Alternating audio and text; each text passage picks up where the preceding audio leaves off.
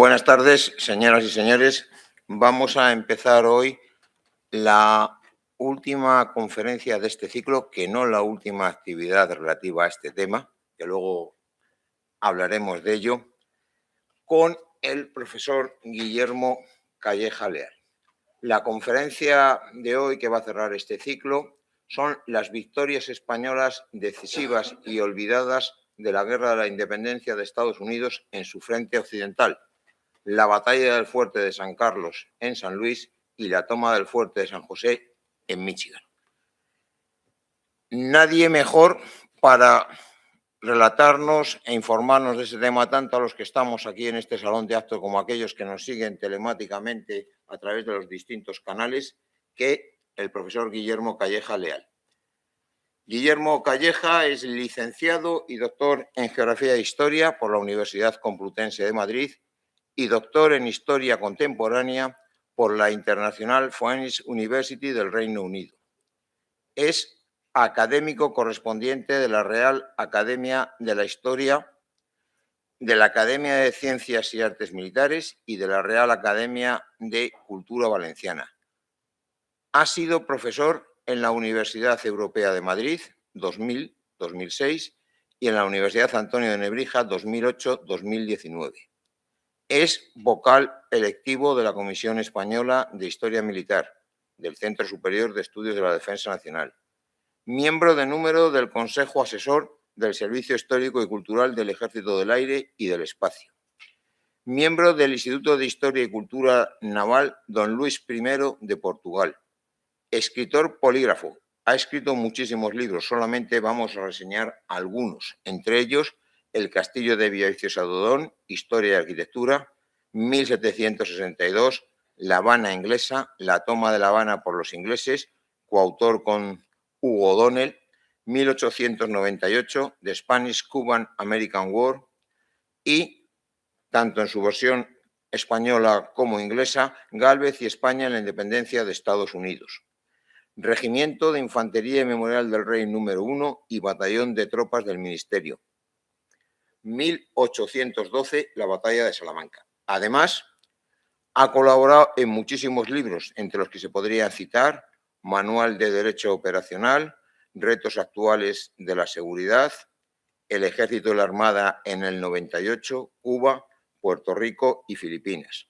Bernardo de Gálvez, La enseñanza militar en las Fuerzas Armadas, 1759-2009, Fernando VI en el Castillo de Villaviciosa de Odón, Archivo Histórico del Ejército del Aire, Reflexiones del Bicentenario de la Independencia de los Países Iberoamericanos, desde la óptica de los colegios de defensa de Iberoamérica, Guerra Peninsular, nuevas interpretaciones, El conflicto y su situación actual, del terrorismo a la amenaza híbrida, Memorias recobradas, el apoyo de España a la independencia de los Estados Unidos, la presencia suiza en el ejército español, militares en embajada, breve historia de España, Alucemas 1925, 100 años del histórico desembarco y muchos más.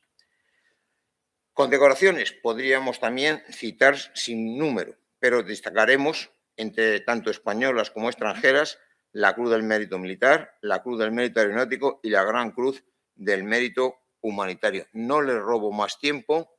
Guillermo, la audiencia es tuya. Muchas gracias. Con la venia, mi general.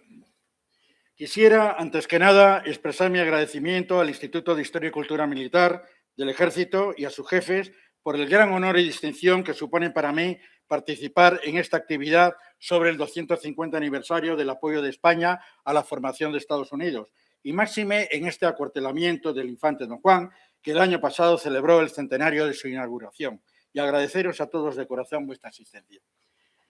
El segundo Congreso de Filadelfia, representante de las 13 colonias de la América del Norte, declaró la independencia oficialmente el 4 de julio de 1776 y se independizó en 1783 tras la American Revolution, que es como los norteamericanos llaman a la Guerra de la Independencia.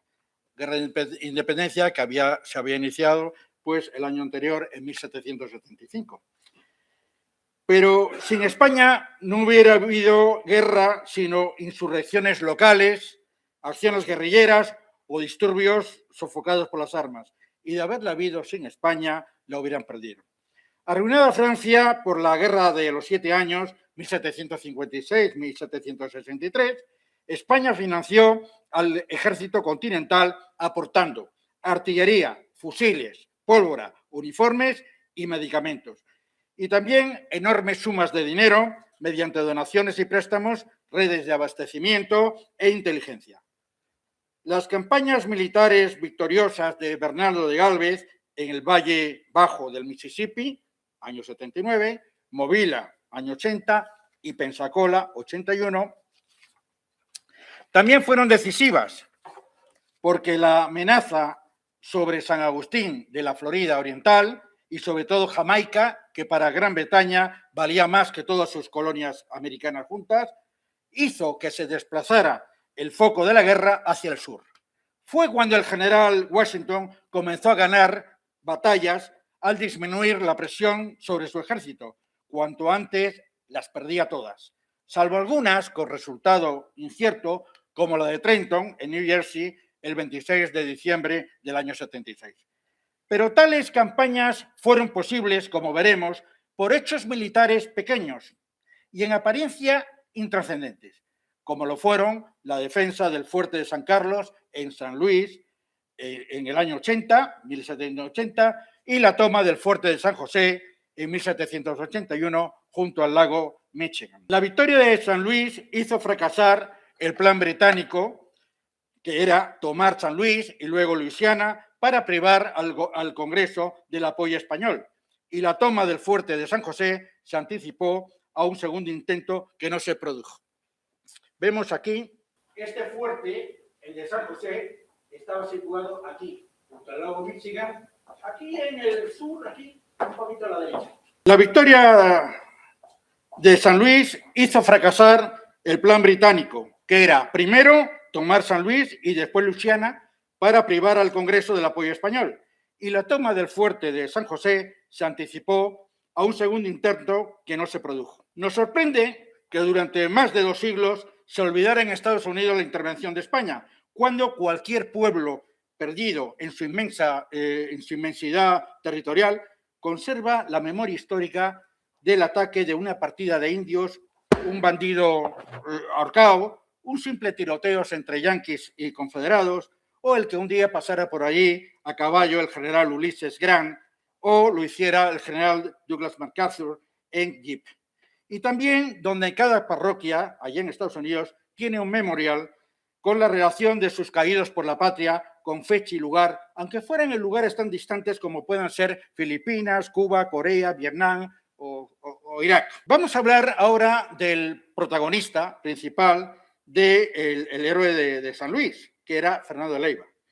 Los antepasados de Fernando de Leiva y Córdoba, por línea paterna, fueron hidalgos de Antequera, Málaga, cuya tradición castrense se remonta a la toma de Granada por los Reyes Católicos en la 1482-1492. Su abuelo Antonio, capitán de milicias, combatió en 1693 contra los franceses en Málaga, contra el sultán de Marruecos al inicio del asedio de Ceuta de 1694 y a los anglo-holandeses en la Guerra de Sucesión española, concretamente defendiendo Cádiz en 1702.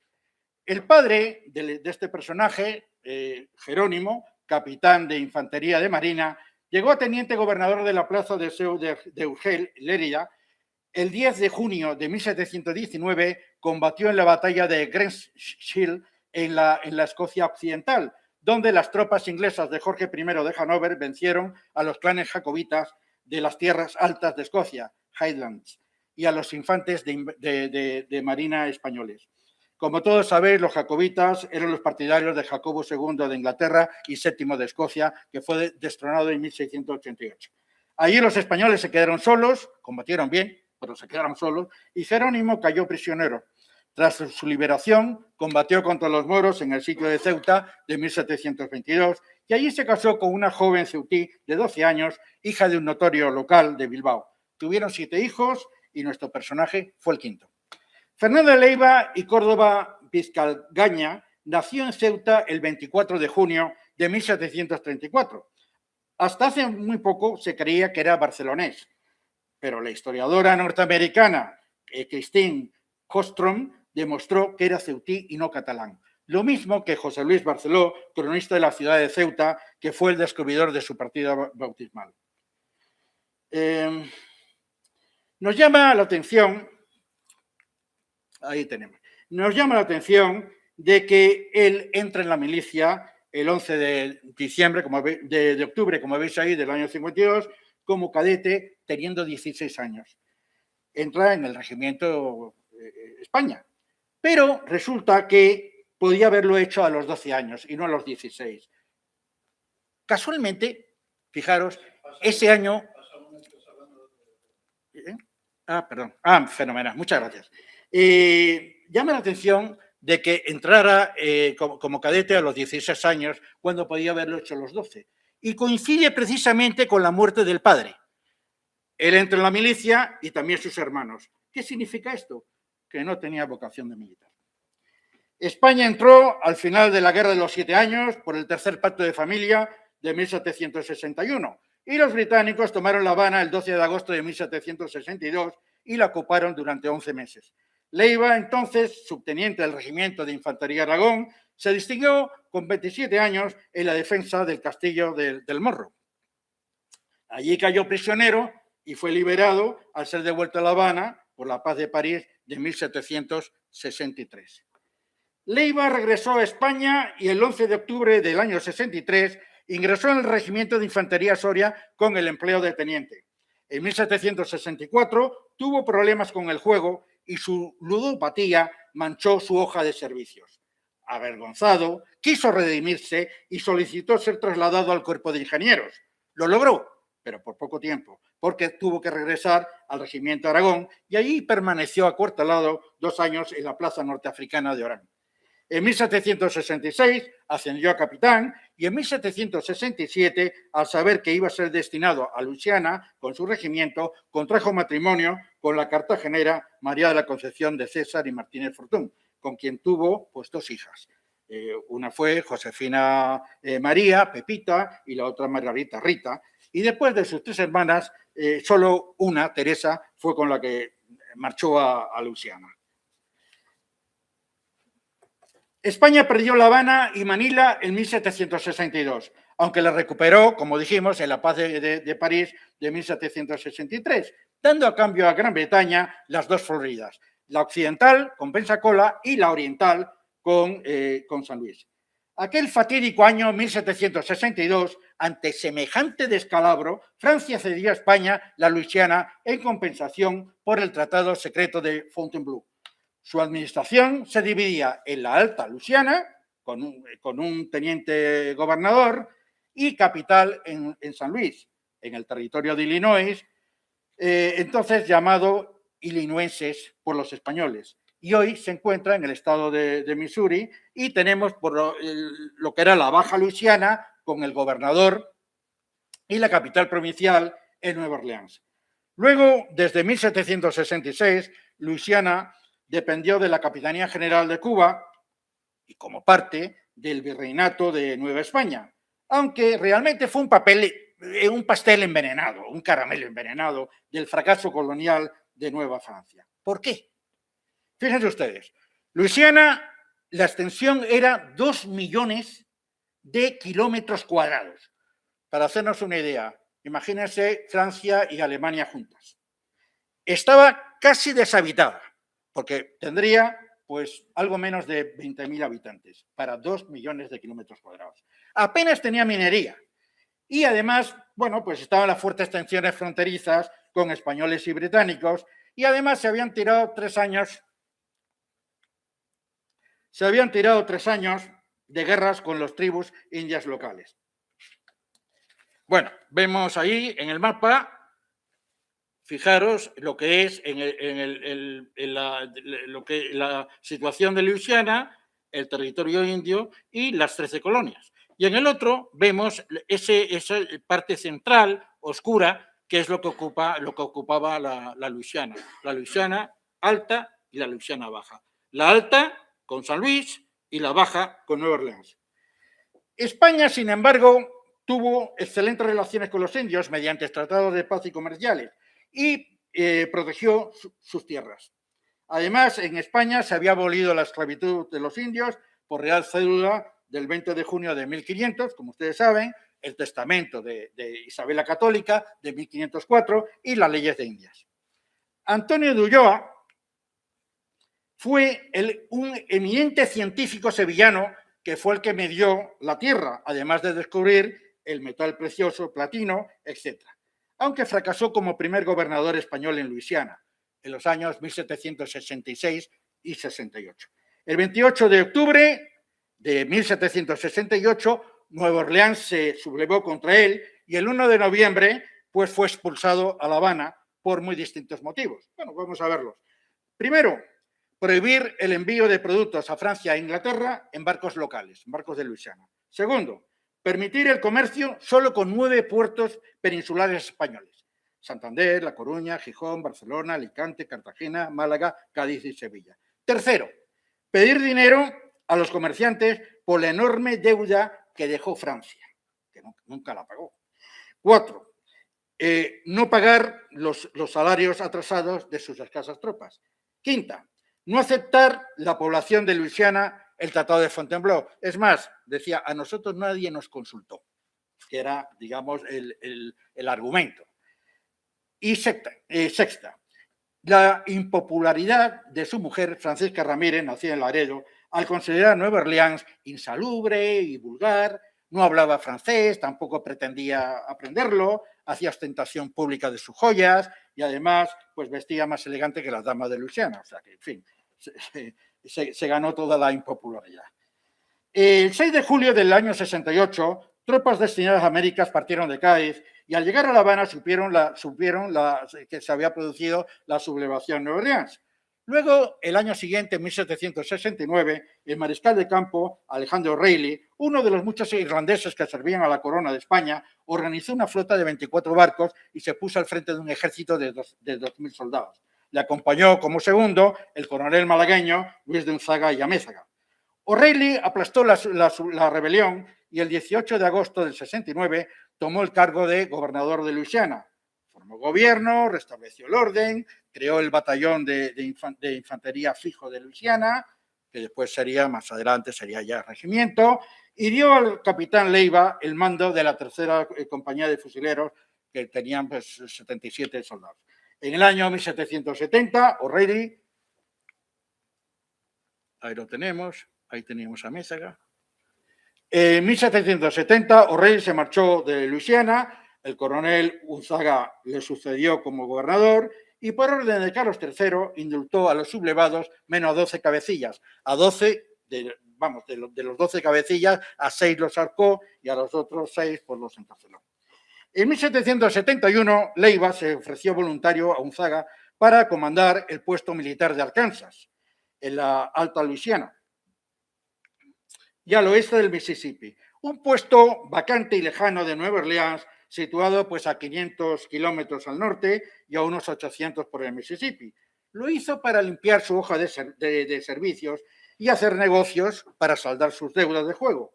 Unzaga aceptó la propuesta y Leiva marchó a Arkansas en un barquito llamado curiosamente La Ruina, que no lo fue, y llegó el 4 de julio tras 47 días navegando Mississippi arriba.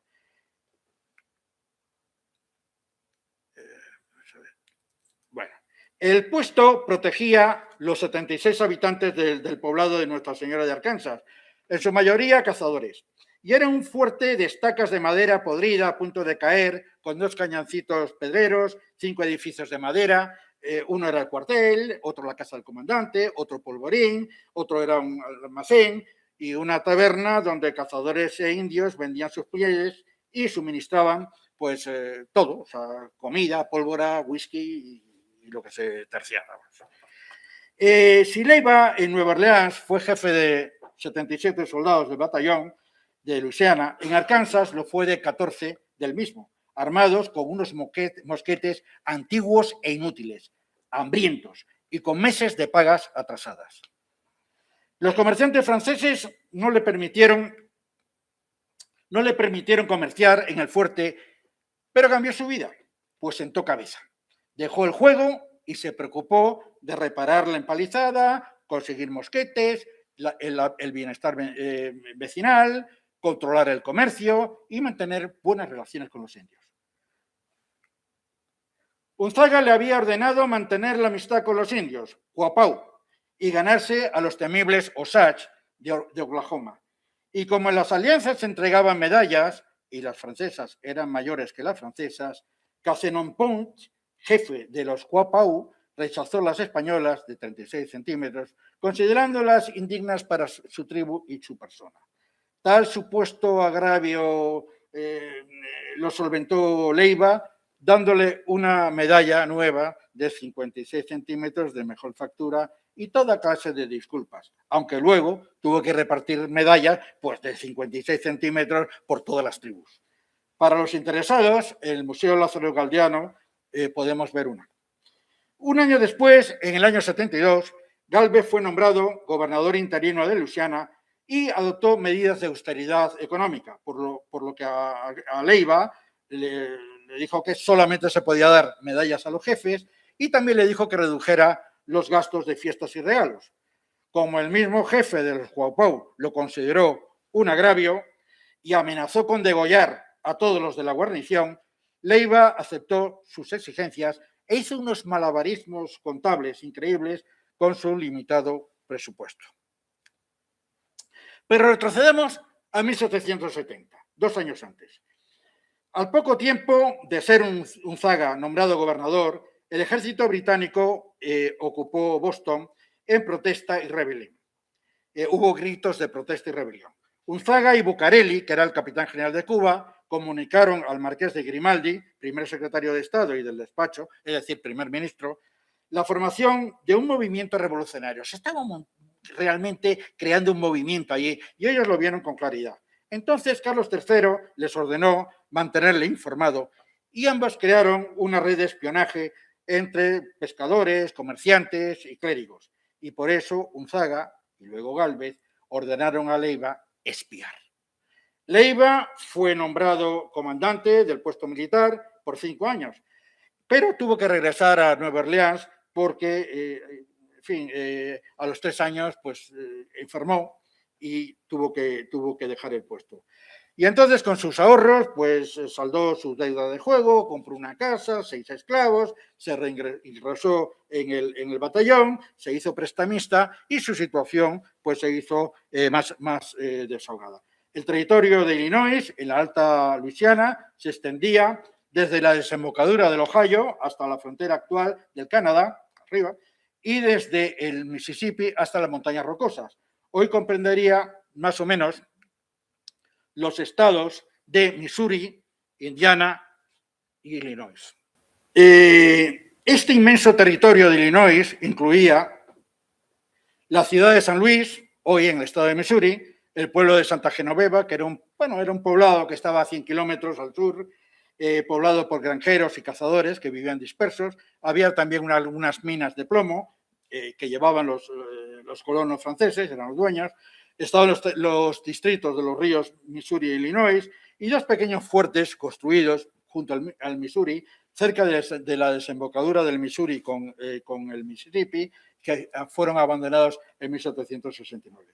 Este territorio estaba casi deshabitado y lo poblaban mayormente tribus aliadas de los británicos y armadas por ellos con mosquetes, aunque también había algunas tribus aliadas de los estadounidenses y de los españoles. Gálvez, obsesionado con la meritocracia en sus oficiales, acertó a elegir al capitán Leiva gobernador de la Alta Luisiana. El 9 de marzo del 78, Leiva embarcó en Nueva Orleans con su familia y tras navegar 39 días por el Mississippi, el 10 de junio llegó a San Luis con 2 embarcaciones. Una embarcación con suministros y armas para los colonos rebeldes y la otra con mercancías suyas para comerciar y ganar dinero. 4 días después tomó posesión del cargo de teniente de gobernador de la Alta Luisiana. San Luis era la capital de la Alta Luisiana y del comercio del territorio de Illinois que acabamos de decir. Estaba a 29 kilómetros de la confluencia del Missouri con el Mississippi y a más de 1.000 kilómetros de Nueva Orleans. Tenía una población de 600 habitantes blancos, en su mayoría colonos franceses, y unos 400 esclavos de origen africano. En total, se pueden calcular en unos 1.000 habitantes, de los cuales los españoles no llegaban al 15%. Aunque el territorio de Illinois estaba mayormente poblado por tribus aliadas de los británicos, en San Luis no había un solo indio en unos 100 kilómetros a la redonda. Es la razón por la cual San Luis carecía de defensas, porque no había indios. Había un pequeño fuerte en ruinas y una casa vieja de mampostería con 2 plantas. La planta inferior era donde estaba el cuartel para los 29 soldados y la planta de arriba pues era la casa del teniente gobernador. Las órdenes de Gálvez a Leiva fueron claras y precisas. Neutralidad en la guerra, pero dando al jefe norteamericano más próximo la ayuda clandestina que él enviaba desde Nueva Orleans por el Mississippi. Dinero, armas, pólvora, uniformes, medicamentos como la quinina, que era monopolio de la corona, etc. Segunda orden, espiar a los británicos. Tercera, mantener alianzas con las tribus indias afines de Luisiana y la neutralidad con las aliadas de los británicos. Cuarta, y crear una milicia voluntaria de caballería para patrullar y proteger los ríos Mississippi y Missouri de intrusos y contrabandistas. Cuando Leiva llegó a San Luis, el oficial norteamericano de mayor rango era el teniente coronel George Rogers Clark. Un mes después, el 4 de julio, Clark tomará por sorpresa Fort Kaskaskia con 175 milicianos de Kentucky, que eran entonces, en aquel entonces, pues eran virginianos. Y bajo su mando quedará la parte oriental de San Luis en el territorio de Illinois. Clark tenía su cuartel general en Cahokia, a solo 2 horas de camino de San Luis, camino a pie, vamos, un par de horas. Y Leiva, por orden de Gálvez, contactó con él para ofrecerle todo cuanto necesitara. Y desde entonces, pues Clark no dejó de pedir, pues fíjense ustedes, pedir armas, suministros y como siempre, pues a crédito y sin límite. A finales de 1778, Clark marchó a San Luis de visita de amistad y fue recibido con salvas de artillería, pasó revista a la tropa, saludó con solemnidad la bandera del batallón y luego, bueno, pues hubo un baile y una cena en su honor, se alojó con sus acompañantes en el domicilio de Leiva, en fin, lo pasó muy bien. Clark quedó sorprendido y muy complacido por la hospitalidad y aconsejó a Leiva fortificar San Luis, pues si España entraba en la guerra, los británicos atacarían San Luis de inmediato. Leiva lo comunicó a Gálvez y este le contestó que tendría que hacerlo con sus escasos medios. Por las intrigas de Leiva, Clark en 1779 tomará Fort Saxville en Vincennes, será el caudillo al margen del este del Mississippi y mantendrá el mando en los actuales estados de Illinois, Indiana y Kentucky. España declaró la guerra a Gran Bretaña el 22 de junio del 1779. Por entonces,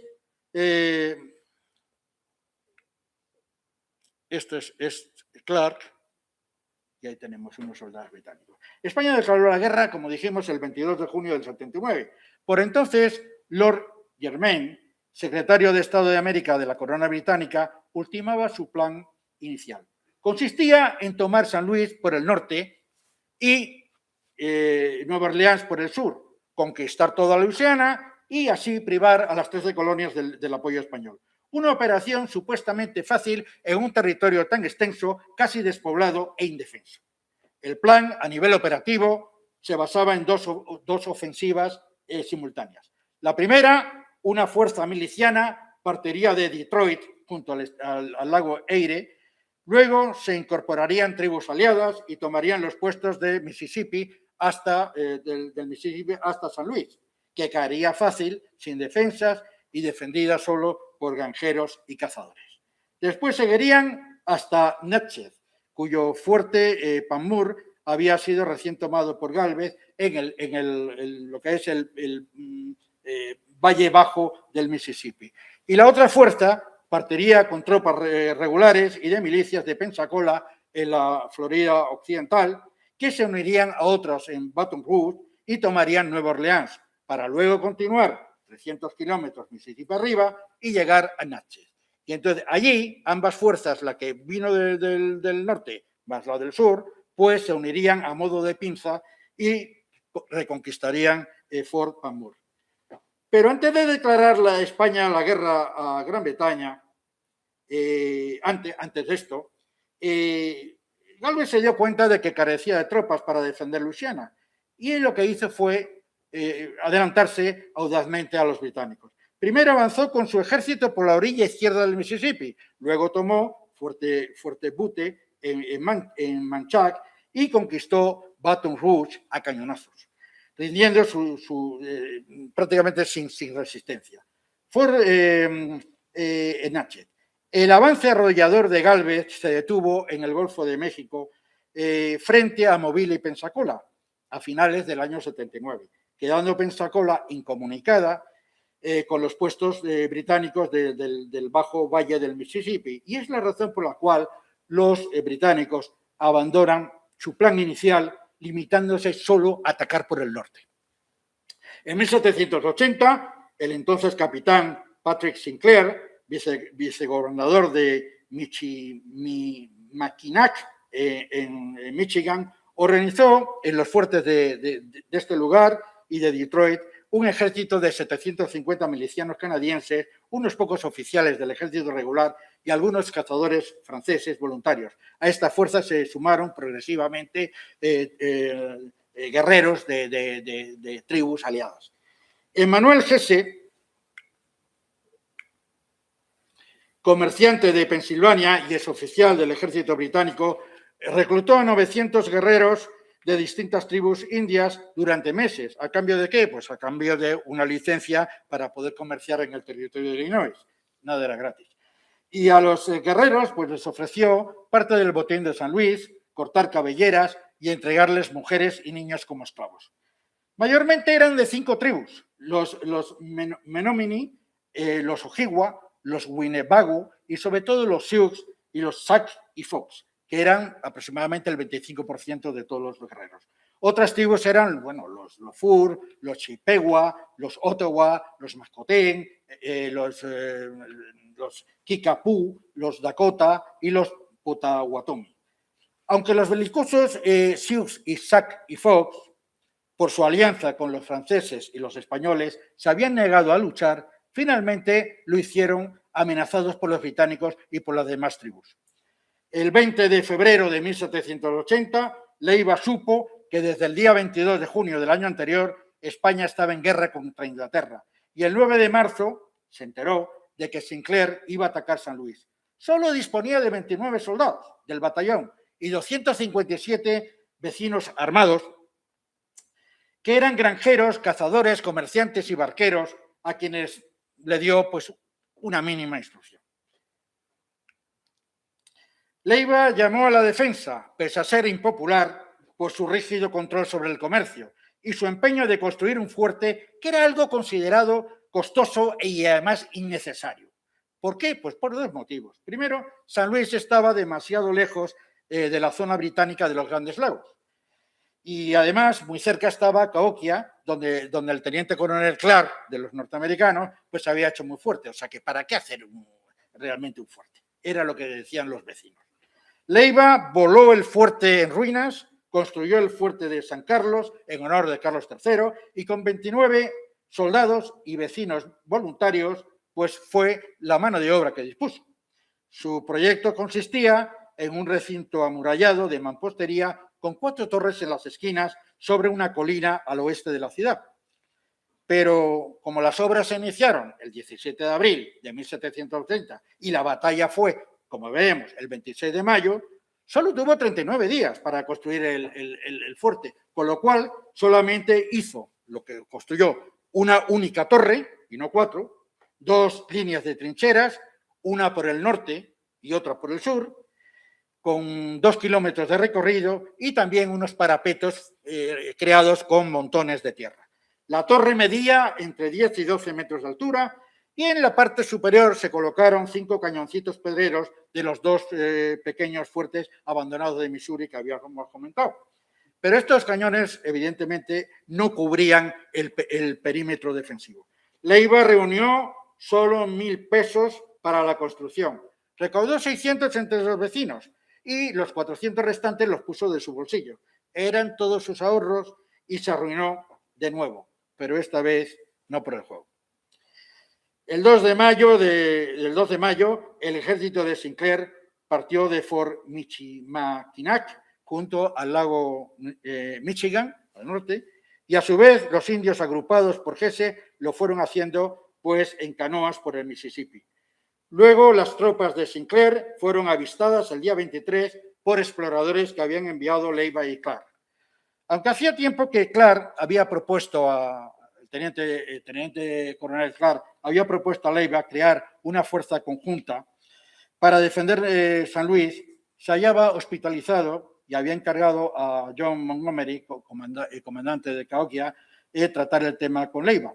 Sin embargo, nada se concretó. Nada se concretó porque los británicos estaban combatiendo al otro lado del Mississippi y precisamente el 26 de mayo los indios atacarán a la vez tanto San Luis como Cahokia. O sea que realmente no hubo esa fuerza hispano-norteamericana. Sin refuerzos, Leiva recorrió a Francisco Vallée, un francés conocido como Don Francisco, dueño de minas de plomo de allí, de Vallés, a 97 kilómetros de San Luis, quien aportó pues plomo abundante para fabricar munición, además de sus 2 hijos y 151 mineros bien armados. Estos, unidos a los 29 soldados del batallón y a los 281 civiles armados, formaron una fuerza combatiente de 463 hombres. Y se sumaron también unos cuantos, vamos a ver, unos 5 o 6 colonos rebeldes que vinieron de este poblado que era Santa Genoveva. Como Gálvez estaba preparando su campaña contra Pensacola, comunicó a Leiva que no podía enviarle refuerzos, a lo que él contestó que los enemigos jamás olvidarán San Luis y les iba a costar pues bien caro. El 23 de mayo, Leiva supo que una fuerza de guerreros indios en canoas habían desembarcado a solo 23 kilómetros tras recorrer más de 700 kilómetros. Entonces ordenó a la población que entraran en el fuerte. El día 25 se celebró la fiesta del Corpus Christi en el fuerte y fue un día espléndido y soleado. Algunos vecinos pues salieron a buscar frangüesas, como vemos ahí en este dibujo, salieron a buscar frangüesas para hacer pasteles, recoger flores, para adornar las calles, para trabajar en el campo, en el campo de cultivo que estaban justamente al lado del fuerte. Y Leiva envió varios piquetes de la milicia local para patrullar a caballo. Nadie podía sospechar que exploradores Sioux se habían adelantado con sigilo en misión de reconocimiento. No se acercaron al fuerte para no ser visto por las patrullas y tampoco por la gente que estaba afuera. Su visibilidad realmente en la distancia era bastante mala. Y además, como estamos en el mes de mayo, pues el trigo y el maíz estaban muy crecidos. Pudieron haberse subido unos montículos que había allí, el más alto de 45 metros, pero no lo hicieron. ¿Por qué? Porque estos montículos eran de un cementerio indio y entonces, por no perturbar a los espíritus, pues realmente no lo hicieron. De haberlo hecho, evidentemente, la batalla se hubiera dado de otra manera muy diferente. Aquellos Sioux no vieron defensas y creyeron que la torre del fuerte era un molino de viento. La ciudad tenía otros 2 molinos de viento. Luego Jesse ordenó atacar al día siguiente por la mañana y tan seguro estaba de tomar San Luis sin dificultad que envió al comerciante Jean-Marie Ducharme con 250 guerreros para atacar a su vez Cahokia, a la orilla este del Mississippi, quedando él con 750 guerreros restantes en la orilla oeste para atacar San Luis. Aunque los indios... ¿Qué pasa aquí? ¿No va esto o qué? Esto no va.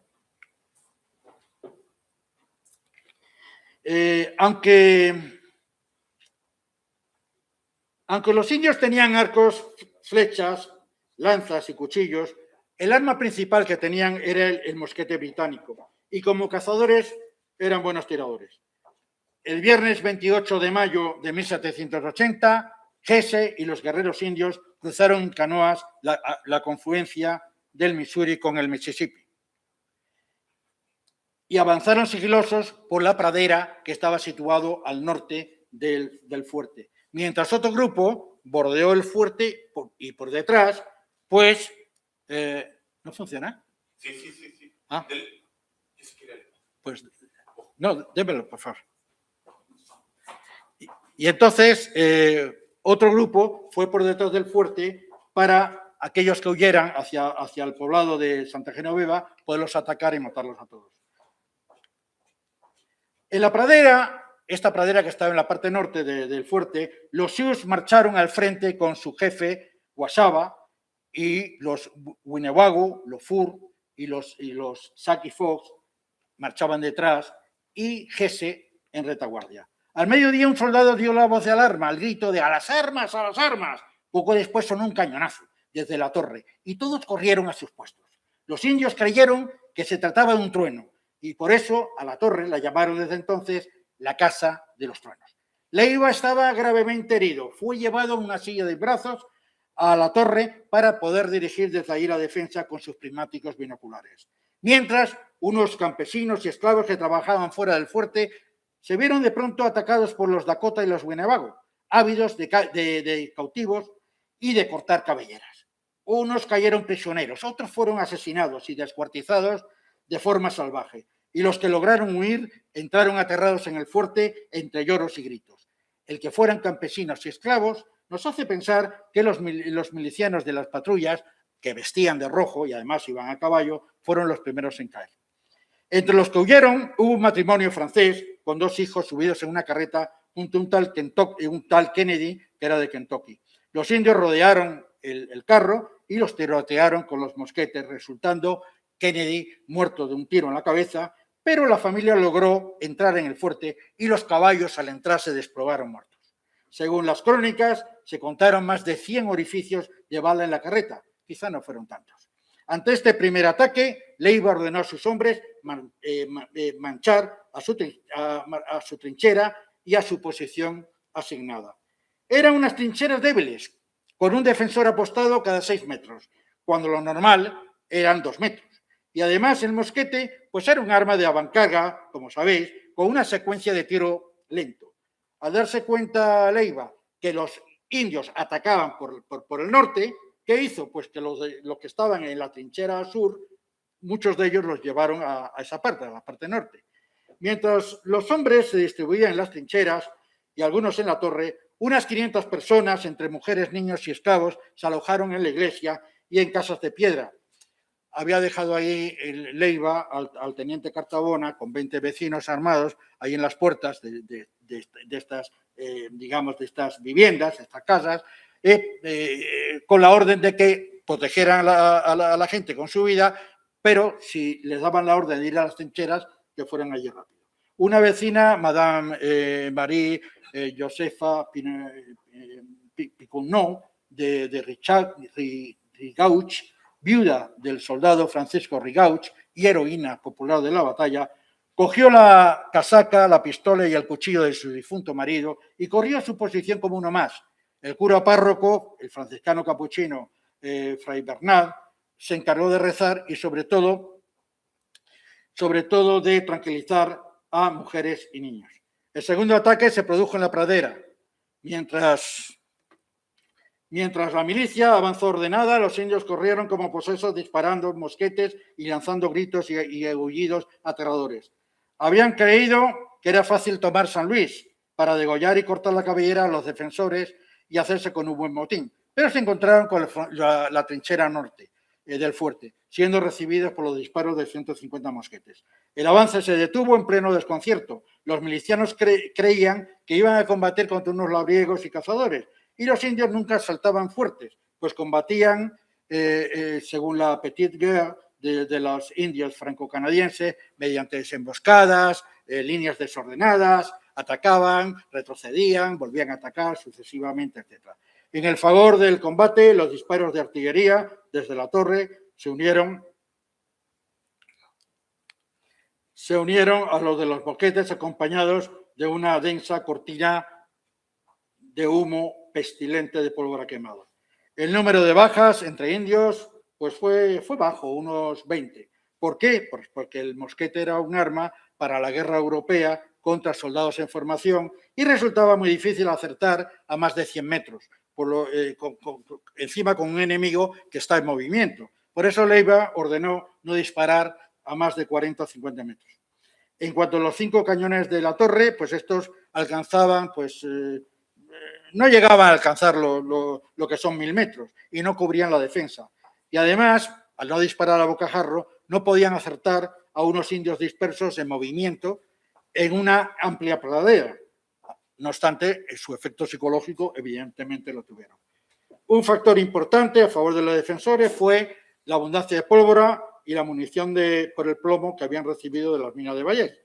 La batalla transcurrió con un continuo tiroteo y el jefe Sioux Guabasa, distinguido entre todos por su casaca roja y sin mangas, al ver inútil un ataque contra un enemigo atrincherado, ordenó matar, descuartizar a los prisioneros y enseñar sus vísceras a los defensores. ¿Para qué? Para provocarlos y hacer que salieran del fuerte a combatir. Tal salvajismo y crueldad sin límite de los Sioux enfureció a los del fuerte, que solicitaron de forma insistente a Leiva permiso para salir y atacarlos, pero Leiva se negó prudentemente. La táctica del jefe Guasaba no resultó, pero al advertir que en el sector noroeste del fuerte era más débil, ordenó retirada y concentró allí todo el ataque. Leiva respondió colocando allí pues buena parte de sus hombres y fue el momento más crítico y el final de la batalla. Lanzados los indios al ataque en masa, cayó muerto un jefe y 3 guerreros. Fue cuando los Sac y Fox huyeron del campo de batalla y, como habían sido además aliados de los franceses y de los españoles, se les acusó de traición. Tal inesperada huida hizo que Guasaba ordenara retirada, lo cual pues a nosotros en fin, nos hace pensar muchas cosas. Vio la batalla perdida, creyó quizá que estos se habían pasado el enemigo y que iban a atacar por retaguardia. No se sabe, realmente hoy no se sabe por qué lo hizo. Luego los británicos, sin sus indios aliados y escasa munición, se retiraron. Tras 5 horas de combate, la batalla había terminado. Los indios marcharon a la desembocadura del Illinois para unirse a los que habían atacado a Cahokia, también derrotados. Según el informe de Leiva, fue una retirada salvaje. Incendiaron granjas, arrasaron cultivos, mataron 2 bueyes y 30 caballos, degollaron campesinos y esclavos, etc.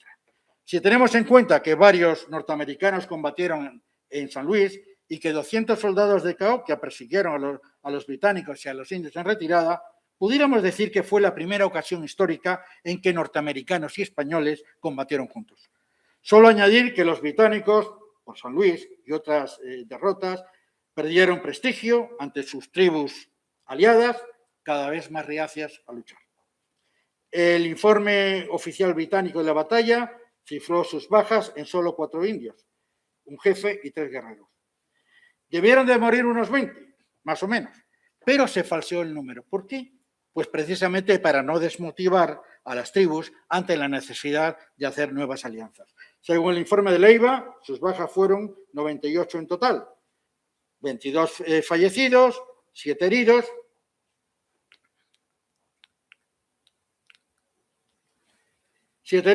Y 69 prisioneros.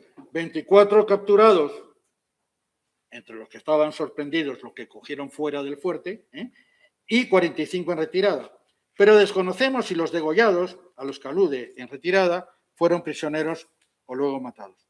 El informe británico dice que hubo 67 defensores muertos. ¿Será la suma de 22 más los 45 prisioneros hechos en la retirada? Creemos que no. ¿Por qué? Porque a los británicos y sus indios les interesaba más tener prisioneros para negociar con ellos que matarlos. Días después de la batalla empeoró la salud de Leiva y el 8 de junio dictó su informe de la batalla desde la cama. Luego, el día 10 hizo testamento y el día 20 comunicó a Gálvez que padecía maladie. Bueno, maladie es enfermedad en francés, probablemente tenía malaria. Y por esa razón había cedido el cargo de teniente gobernador al teniente Cartabona, de forma interina, claro. Finalmente murió el 28 de junio de 1780, un mes después de la batalla, y fue enterrado ese mismo día en la iglesia parroquial. Leiva fue el heroico artífice de la victoria, pero Gálvez también contribuyó nombrándole teniente gobernador. Muy posiblemente ningún oficial del batallón de Luisiana hubiera estado a su altura. Al año siguiente llegaron a Madrid, llegaron a la corte de Madrid noticias de la campaña triunfal de Gálvez en el Valle Bajo del Mississippi y Movila, en el Golfo de México, y también la victoria de la defensa del fuerte de San Carlos. Carlos III, sin saber la muerte de Leiva, le ascendió a teniente coronel a los 45 años de edad y también a Cartabona le ascendió a capitán. Todo por la vigorosa defensa que habían hecho en la batalla. La victoria de San Luis eliminó la invasión británica por el norte y aseguró los envíos de dinero, armas, pólvora, medicinas, etcétera, al ejército de Washington desde Nueva Orleans a Missouri. ¿A qué se debió la derrota británica? Pues a varios factores. Primero, la cohesión y disciplina española frente a la desorganización india, al buen uso de los mosquetes y la artillería, a que los indios eran temibles por su salvajismo descuartizando prisioneros, pero eran incapaces de formar un ejército cohesionado. Los indios no sabían combatir contra un enemigo atrincherado y mucho menos parapetado en la torre de un fuerte. Y también los guerreros y sus jefes competían entre sí, preocupados más de mostrar valor que de obedecer al oficial británico al mando. Leiva pudo haberse ganado la admiración del vecindario, pero cometió el error de no reconocer públicamente los esfuerzos y sacrificios que habían hecho todos. Y por eso el rencor popular generó a su muerte una calumniosa campaña de desprestigio. Se le acusó de desproteger las fincas lejanas del fuerte, de denegar las reiteradas peticiones de salir del fuerte para atacar a los indios mientras torturaban y mataban a los suyos, y muy a pesar suyo, pues mantuvo a los suyos dentro del fuerte. Se llegó incluso a decir barbaridades como que Leiva ordenó disparar contra unos campesinos que salieron del fuerte y prohibió las salidas porque había sido sobornado por los británicos. Y también que el teniente Cartabona sintió miedo y pasó toda la batalla metido ahí, escondido en un desván. Pero la correspondencia entre Leiva y Gálvez demuestra su acertada dirección en la defensa. Maximizó los escasos recursos ante un enemigo superior. Actuó con firmeza y también con prudencia y dio una lección de liderazgo al estar enfermo de gravedad, inmóvil y trasladado en una silla sin desfallecer. Y con el paso del tiempo se hizo justicia a su persona y a su gesta, y en la actualidad, bueno, pues todos los 26 de mayo, pues en San Luis se recuerda la batalla, se lee los caídos, etc. El fuerte fue demolido y una placa hoy en San Luis dice dónde estuvo el fuerte.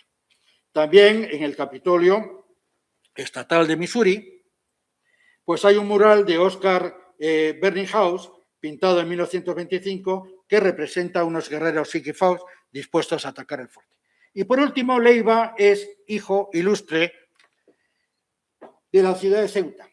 Allí hay una asociación, que es la Asociación Fernando de Leiva de Ceuta, que hace un gran esfuerzo por reivindicar su persona y la gesta de San Luis.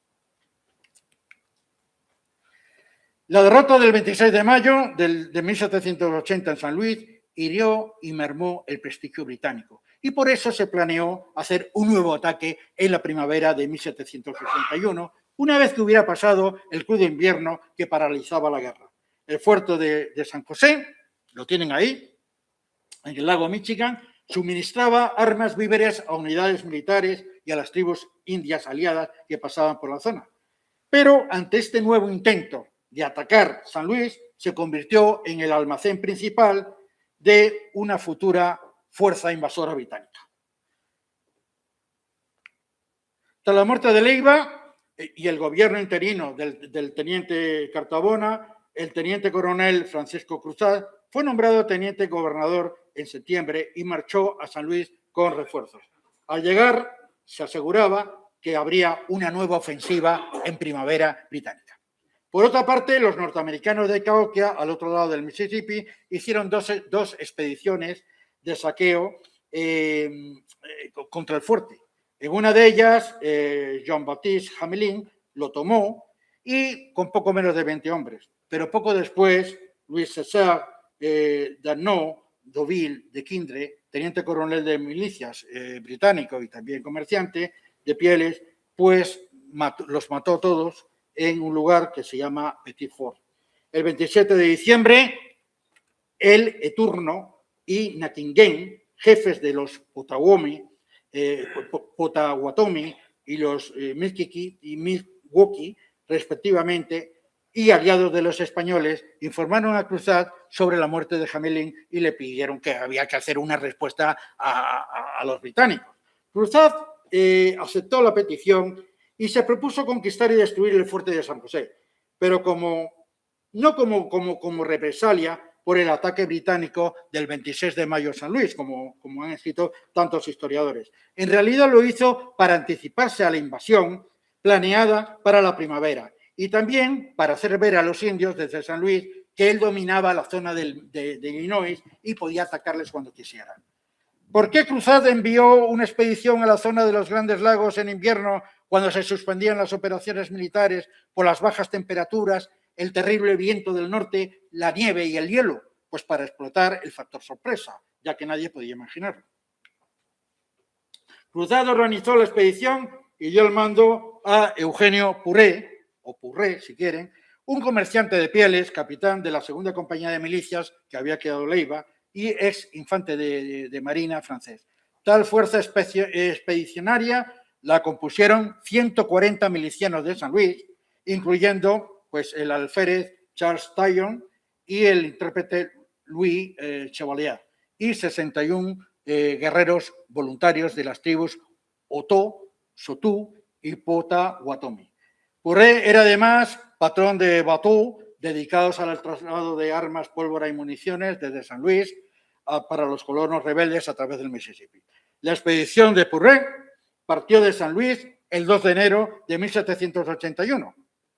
Remontó con canoas el Mississippi y a unos 120 kilómetros llegó a la desembocadura de su afluente, el Illinois.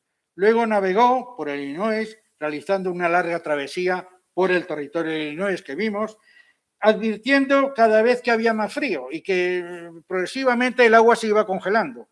Al llegar a Dunes Bridge, hoy en el estado de Indiana, tomó la dirección noroeste ya hacia su destino final. Tras recorrer 900 kilómetros en canoa, los expedicionarios hallaron helado el curso alto del Illinois, escondieron las canoas y parte de las provisiones para el regreso y siguieron a pie 320 kilómetros distantes en enormes dificultades por el fuerte viento, la nieve, el hielo y un frío aterrador. Fue una travesía épica y muy peligrosa, sobre todo en el último tramo, por el riesgo de congelación, agotamiento y perderse en la nada, sin mapas, por territorios despoblados y muchos de ellos apenas explorados. En su trayecto a pie terminaron por remontar el Illinois y su afluente el Kankakee, para luego cruzar un pequeño paso que unía el inmenso valle del Mississippi con el valle de la cuenca del lago Michigan. Este paso próximo al lago y al fuerte era el que empleaban los indios de la zona. El 11 de febrero de 1781, después de algo más de un mes de travesía y de recorrer 1.200 kilómetros en unas condiciones casi al límite, Purré y sus hombres llegaron a la orilla del lago Michigan, opuesta a la orilla donde estaba el fuerte. Los indios Potawatomi se dividían en dos grupos. El aliado de los británicos, que estaba acampado cerca del fuerte y protegía a la escasa guarnición, y los Potawatomi del jefe el Eturno, aliado de los españoles y los norteamericanos. Por eso, Puré envió a un guerrero para pactar con los Potawatomi, de los británicos, su neutralidad. ¿A cambio de qué? Pues a cambio de la mitad del botín. Y ellos dijeron que sí, claro. El fuerte estaba sobre un islote del río San José que desemboca en el lago, siendo imposible acercarse de día sin ser visto. El ataque se realizó el mismo 11 de febrero por la noche y los indios no alertaron al cuerpo de guardia. Puré y sus hombres surgieron de la nada, sorprendieron a los centinelas y abatieron a 2 cuando intentaban huir. Luego entraron en el fuerte sin dar tiempo a la guarnición para que cogiera las armas. Al amanecer del 12 de febrero, el fuerte estaba en calma y sus defensores presos. No hubo bajas, solamente los 2 centinelas mencionados. Luego, a las 7 de la mañana, Puré arrió bandera de la bandera de la Union Jack e hizo la suya. Acto seguido, en el nombre del rey Carlos III, firmó el acta de la toma de la posesión del fuerte. Por cierto, el acta se encuentra en la biblioteca de la Universidad de Berkeley, y que incluía las cuencas de los ríos Illinois y San José, y por tanto todo el sur de los Grandes Lagos en el margen este del Mississippi. Y después repartió los víveres que halló y el botín de guerra entre todos los Potawatomis, los suyos y los ajenos, los otros. Puré saqueó e incendió el fuerte y el día 13, de regreso a San Luis, se puso de regreso por la misma ruta que había ido en la ida.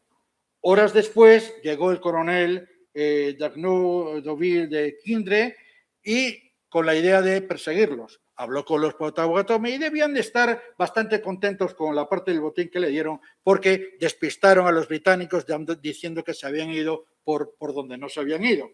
Y al final el británico desistió de perseguirlos.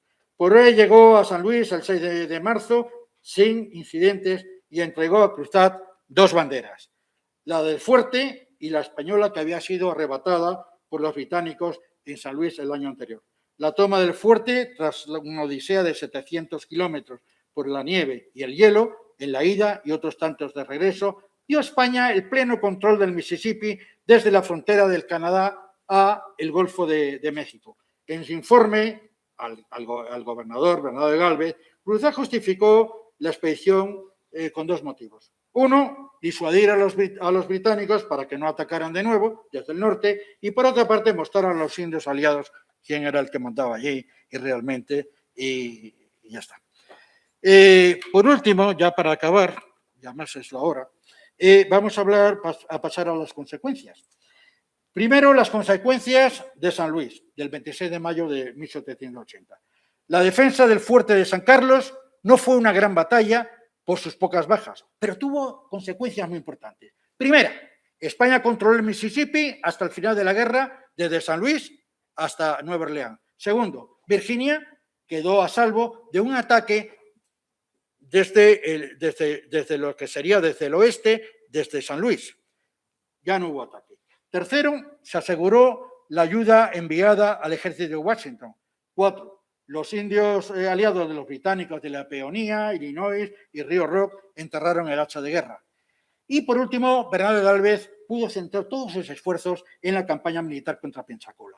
Respecto a las consecuencias del fuerte de San José, en Michigan, 1781, podemos decir que anuló el plan de invasión que tenían preparado los ingleses para atacar en la primavera del 81. Impidió nuevos ataques a San Luis, benefició tanto a españoles como estadounidenses y abrió un frente el resto de la guerra, lo cual distrajo a los británicos de la defensa de sus colonias atlánticas. También podemos añadir que demostró fortaleza a las tribus aliadas británicas. Y después están, pues, las consecuencias posteriores. Los británicos renunciaron a Luisiana y a sus tribus, pues, combatir. Las noticias de San Luis sobre la toma del fuerte de San José tardaron mucho en llegar a la corte, porque Puré regresó el 6 de marzo del año 81. Cruzat envió su informe a Nueva Orleans, Gálvez lo reenvió a Juan Manuel Cajigal, capitán general de Cuba, de La Habana fue al gobierno de Madrid y finalmente a las manos del rey. Por eso la Gaceta de Madrid lo publicó el 12 de marzo de 1782, 13 meses después. Las cancillerías europeas trataron el informe que habían enviado Cruzat, lo trataron en Versalles por afectar a las futuras fronteras. Y el inventor célebre, Benjamin Franklin, que era el embajador del Congreso de Filadelfia en París, escribió alarmado a Robert Livingston, secretario de Estado norteamericano, 1781-83, comunicándole que España se había apoderado del fuerte fuera de Luisiana para encerrar a Estados Unidos en los Apalaches e impedir su expansión hacia el oeste. Las discusiones que hubo entre España y Estados Unidos sobre las fronteras y los derechos de navegación del Mississippi continuaron hasta el Tratado de San Lorenzo o de Pinckney del 27 de octubre de 1795, suscrito en el Real Sitio de San Lorenzo el Escorial, y porque el que España renunció a las tierras situadas al este del Mississippi. Luego, el fuerte de San José,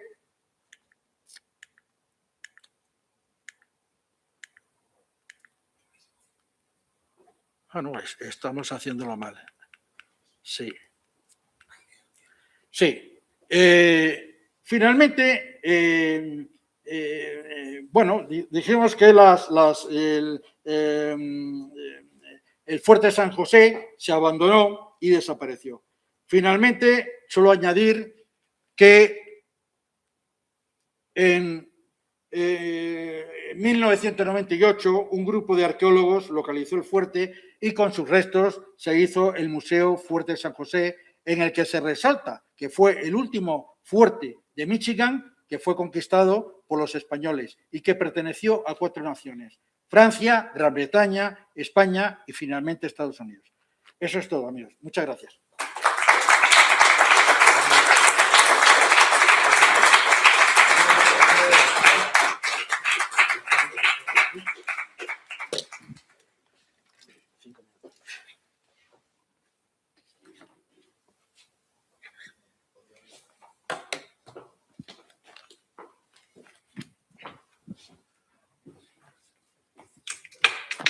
Muchas gracias, Guillermo, por la presentación detallada y sobre todo por el esfuerzo que has hecho al final para ajustarte al tiempo. Aún así, tenemos tiempo para alguna pregunta. Como siempre, por favor, el que quiera preguntar, que levante la mano, le pasaremos el micrófono. Sí que les pido, en función del tiempo, que sean preguntas escuetas y una solo por cada uno de nosotros para que todos podamos disfrutar. Gracias. Sí, muchas gracias por la conferencia. Por lo que estaban comentando, parece que la importancia, digamos, de estas batallas era para asegurar la ruta del suministro a las colonias norteamericanas. En otras conferencias se ha hablado de la gran cantidad de fusiles, cañones que iba. ¿Cuál era la ruta principal para que ese armamento pagado o proporcionado por España les llegara a las 13 colonias? ¿Era por mar, subiendo el Mississippi? Había diversas rutas. ¿De qué forma llegaba ese armamento y equipo español a las 13 colonias? Gracias. Vamos a ver. En lo que es la etapa anterior a Gálvez, es decir, la etapa de Luis de Amézaga, todo lo que era el armamento, medicinas, suministro de todo tipo, llegaba a las colonias desde distintos sitios. Salía de lo que es de Europa, iba a La Habana, de La Habana iba, por una parte, iba a lo que es el Nueva Orleans, otros iban a Baltimore, otros iban a Filadelfia. Generalmente en esa etapa pasaban por La Habana, no necesariamente, pero generalmente pasaban por La Habana y de ahí iba a distintos sitios. ¿Pero qué ocurrió? Que algunos barcos de Gardoqui fueron detenidos por los británicos y entonces se vio que la mejor forma segura era dirigirlo a La Habana o directamente ya a Nueva Orleans. Y de Nueva Orleans, pues entonces sería Bernardo de Gálvez, que es el periodo de Gálvez, en el que, y por tanto también el periodo, digamos, legal, o sea, no es una ayuda clandestina, ahora es una ayuda ya oficial, ¿no? Gálvez se encarga de reunir todo ese apoyo en Nueva Orleans y entonces, a través de Pollock, que era representante digamos, de las 13 colonias, del segundo Congreso de Filadelfia, pues era el representante. Él decía que era cónsul, pero en fin, de forma oficiosa. Estados Unidos, las 13 colonias no era reconocido oficialmente por el gobierno español. Ustedes eso lo saben. Entonces, realmente Pollock era el que hacía llegar esto pues al ejército de Washington, desde Nueva Orleans. Pero eso ya es el periodo de Gálvez. Y todo por esto, porque los británicos llegó un momento en el cual pues cogieron varios barcos. Uno venía de Bilbao, el otro venía de Málaga, otro venía creo que de Alicante, en fin. Cogieron los barcos y decían, estos barcos no solamente llevan mercancías, llevan otras cosas. Y entonces ahí es el momento en el cual ya todo va directamente a Nueva Orleans. Gracias. Nada.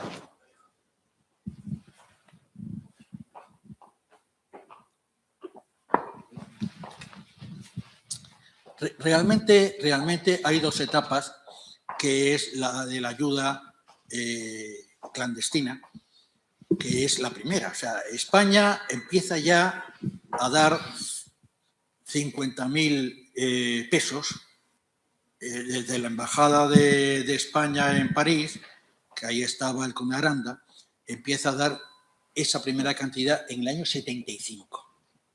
Eso es, digamos, la primera entrega que se hace allí. Con eso se compró pues, armamento, se compró de todo, y eso fue en París.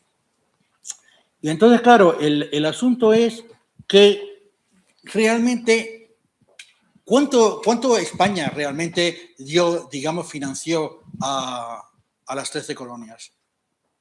Entonces, claro, calcular esto es muy complicado, sobre todo en la etapa clandestina, la etapa anterior a Gálvez, la etapa anterior a la declaración de guerra del 79. Es muy difícil poder calcular esto, porque mucha documentación fue destruida por muchos motivos.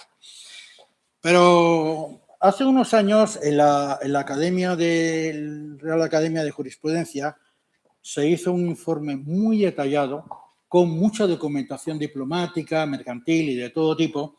Y entonces se hizo un cálculo de 600.000 millones de pesos, perdón, 600.000 millones de dólares del año 90. Que esa cantidad, pues si le aplicamos un 5% de interés compuesto, da 3 billones de dólares del año 90. Y si lo aplicamos simple, pues viene a ser medio billón, con B, de dólares. Eso es la cifra, digamos, más detallada que tenemos hasta ahora. El estudio más detallado.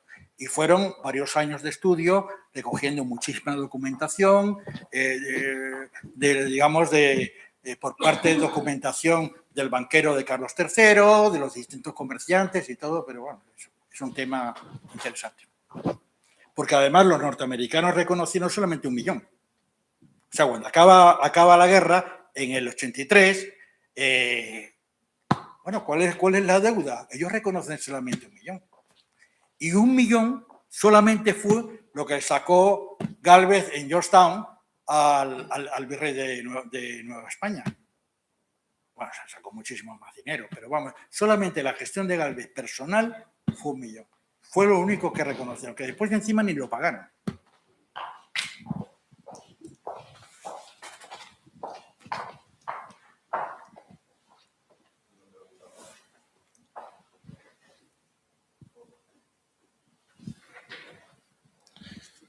Como las deudas no caudican, se puede decir que esa deuda permanece. Pero claro, yo no me imagino a nuestro presidente Sánchez pidiéndole al presidente de Estados Unidos el dinero que nos debe. Eso no lo vemos. Pero bueno, por lo menos reivindicamos la intervención de España, tan importante, tanto militar como financiera, y en fin, hacemos un poco de justicia a la verdad histórica. Buenas tardes y muchas gracias por la exposición, ha sido magnífica. Quería hacer una pregunta sobre el reconocimiento público que hizo el sultán Mohamed III de Marruecos, frente a la independencia de las colonias, se dice que fue el primer país o reconocimiento público que hubo. Si eso condiciona todo lo que ha habido posterior de amistad Estados Unidos-Marruecos.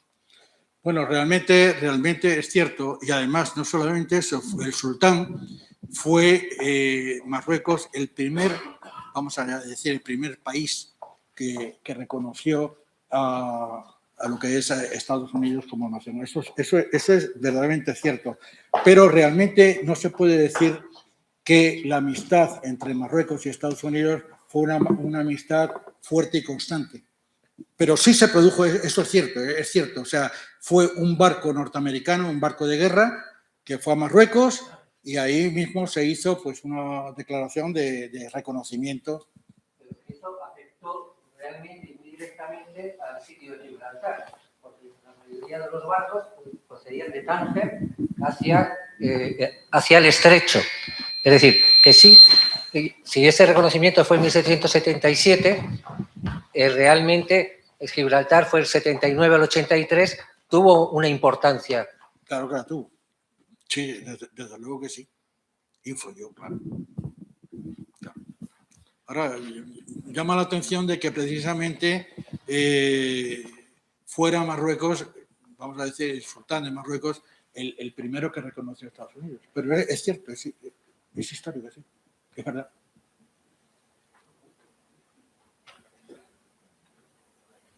Guillermo, el tema es interesante, pero el tiempo también es inexorable. Ya nos vamos acercando a la finalización de ese tiempo disponible. Como les decía antes, con esta conferencia termina este ciclo y llegado a este momento hay que hacer dos cosas. La primera, en nombre de todo el Instituto de Historia y Cultura Militar, pues agradecer la magnífica colaboración que en este ciclo de conferencias ha prestado la Academia de las Artes y Ciencias Militares. Muchas gracias. Y la segunda, como les decía anteriormente, estamos terminando el ciclo, pero vamos a tener más actividades. Entonces, si ustedes me permiten, pues vamos ahora en un momento determinado a ir relatando esas actividades de forma general, sobre todo centrado en en este semestre hasta el verano. En este periodo, el Instituto, unas veces solo, otras veces participando con otras instituciones, va a realizar una serie de actividades entre las instituciones con las que se participa y se colabora. Pues está la Academia de las Ciencias y Artes Militares, que hemos mencionado anteriormente, la Universidad Católica de Ávila y la Universidad CEU San Pablo. Así, entre las actividades tenemos, por una parte, en el Museo de Toledo, la inauguración y la exposición temporal que se inauguró ayer, la contribución de España y de su ejército al nacimiento de los Estados Unidos, que estará, si no me equivoco, abierta hasta el 12 de octubre de 2026. También habrá, durante estos meses, una exposición itinerante, también sobre el mismo tema, que se iniciará en Málaga el 16 de abril y que en estos primeros meses recorrerá Valencia, Barcelona, Menorca y posteriormente otras ciudades españolas. Asimismo, durante la primera semana de junio se dará en este centro un ciclo de conferencias que complementarán y detallarán los temas tratados en este ciclo. También, aunque nos vayamos al segundo semestre, habrá sendos ciclos de conferencias, de actividades, tanto en Valencia como en La Coruña. Se dará también en este primer semestre un ciclo de conferencias sobre la huella cultural de España en los territorios del norte de América, en colaboración con la Asociación Héroes de Cavite. Habrá un ciclo de conferencias en las que participará también el Instituto de Historia y Cultura Militar en Ávila durante los días 9, 16, 22 y 30 de abril de este año, dentro del tercer ciclo de investigación de Historia y Cultura Militar. Y se participará en el programa del Congreso Internacional de la Monarquía Española y la Independencia de Estados Unidos, 250 aniversario. Finalmente, también se impartirán una serie de conferencias en organismos y centros militares.